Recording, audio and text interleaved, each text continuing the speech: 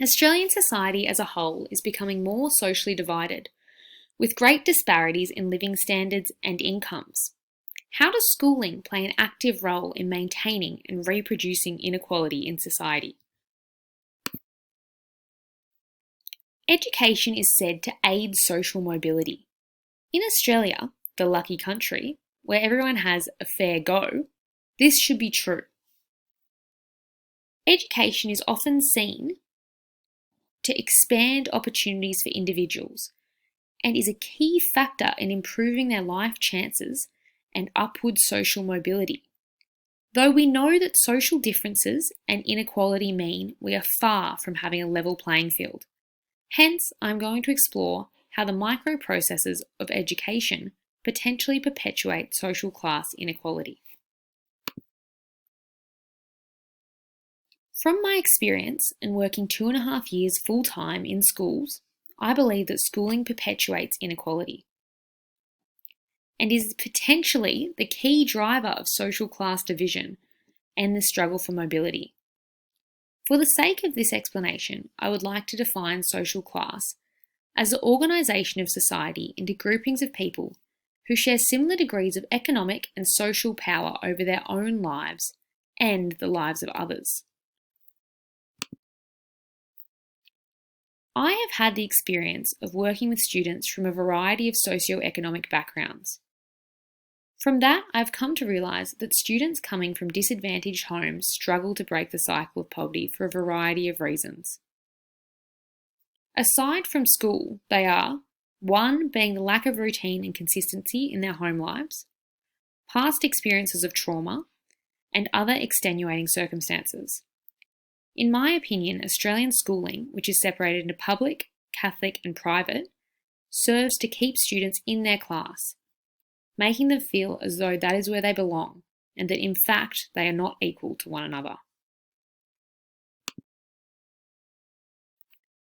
When researching Sydney schools, I looked into 3 schools that I am familiar with. Each school represents a class of people. Student 1, representing Sydney's working class, coming from southwestern Sydney and going to a state school. Student 2, coming from the North Shore of Sydney at a systemic Catholic school, most likely middle or upper middle class. And student 3, coming from a well-known, very affluent private school, renowned for good grades and good connections.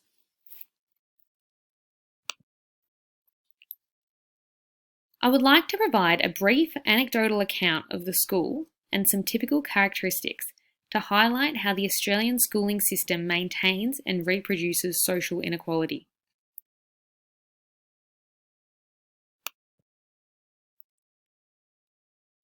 Student 1, most likely coming from a working class background, in the bottom quarter. This school's ICSEA value is shown below average.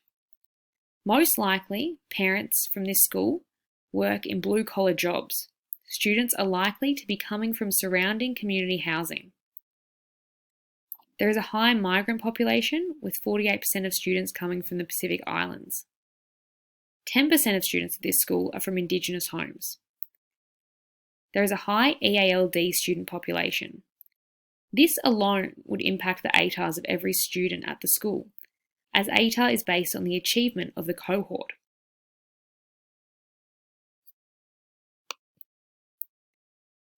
Instead of offering rigorous subjects, the school offers more VET learning opportunities, encouraging students to pursue careers in TAFE and trades. Only 13% of the Year 12 cohort will go to university. Many students will drop out along the way, and many students do not come to school at all. There is low teacher retention. It is an isolated area. It is not easily accessible to TAFEs, university, or other work experience options. It is also an area which is known for petty crime. As a government school, it does not receive as much money or funding. It has fewer facilities, and they are more run down.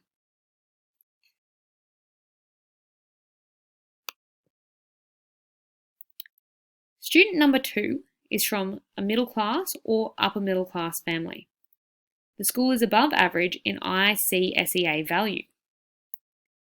The school is funded by the Catholic Church and costs parents around $3,500 a year.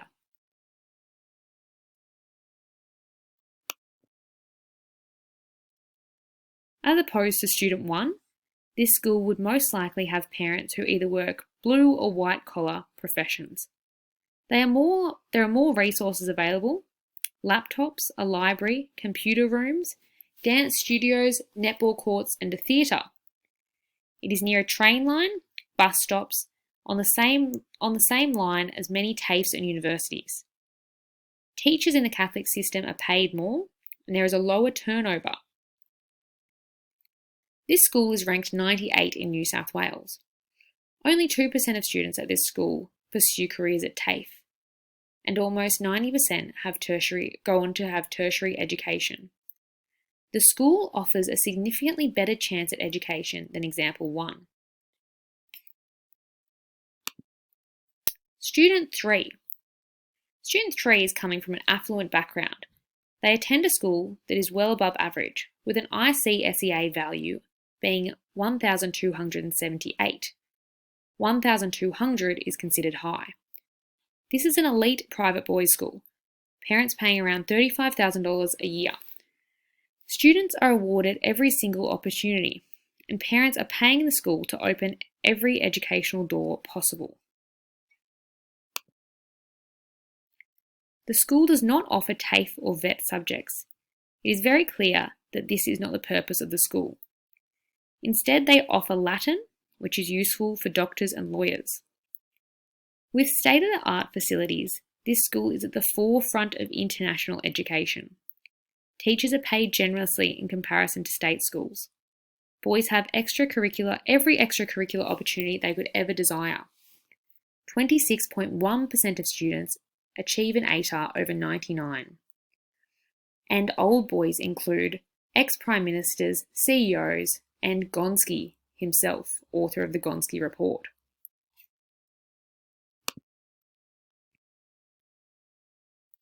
Reflecting on these 3 schools, it is very clear that each student would be aware of his or her potential.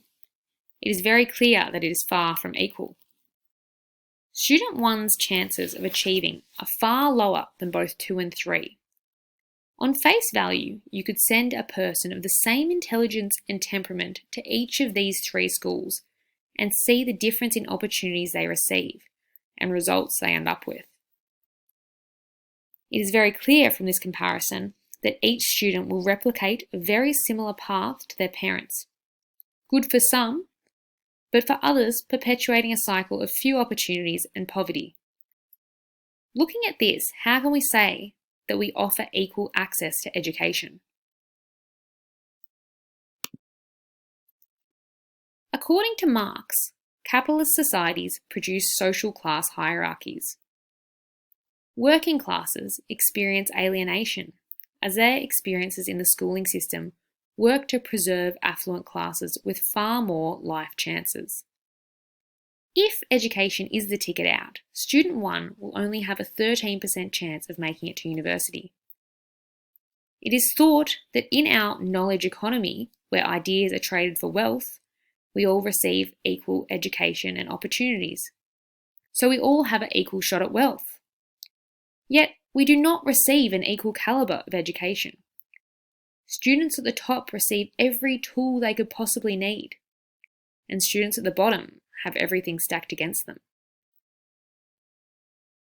Marx and Althusser stated that schools and universities can be understood as an ideological state apparatus, meaning the function of the school is to circulate certain ideologies that control the population and allow the power of certain classes to be maintained. In the cases of these 3 schools, all of the students receive subconscious and sometimes clear messaging on their worth, their future, and what they are expected to achieve and do with their lives. This supports Weber's theory that success in education can be attributed to a person's perceived innate or biological characteristics. Perceived being the key word here.